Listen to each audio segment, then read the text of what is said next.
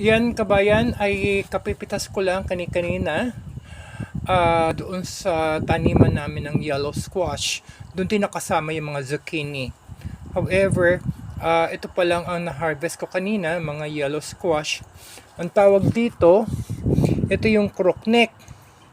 Meron din kaming straight neck. Hanapin ko lang. Ito tawag naman dito ay straight neck. Ito yung parang tawag ko dito, gansa eh. Kasi tinan nyo naman ang dulo, parang ulo ng gansa, no? Ayan siya. Ngayon, ang ginagawa namin dito dahil ganyang malupa, whether dahil kauulan lang kagabi, buong gabi ay umuulan hanggang ngayon, ay umuulan dito sa amin. Pero still, kahit siya ay naulan o hindi, nililinis namin siya ng tubig na may halong vinegar. Kasi we know for a fact that ang suka ay o vinegar ay maasim, no? Pero ang nagagawa nito, napapatingkad niya yung kulay ng bawat gulay na inaano namin.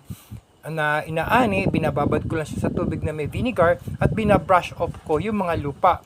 Ito yung finished product niyan. Nakita nyo naman, mula sa madumi, lumalabas at nagiging makintab. Pag natuyo yan, magiging makintab yan. Dahil nawawala din naman yung wax. At the same time, kumikintab talaga siya, kumakaway yan sa market. At bukas dadali na namin ito sa aming market.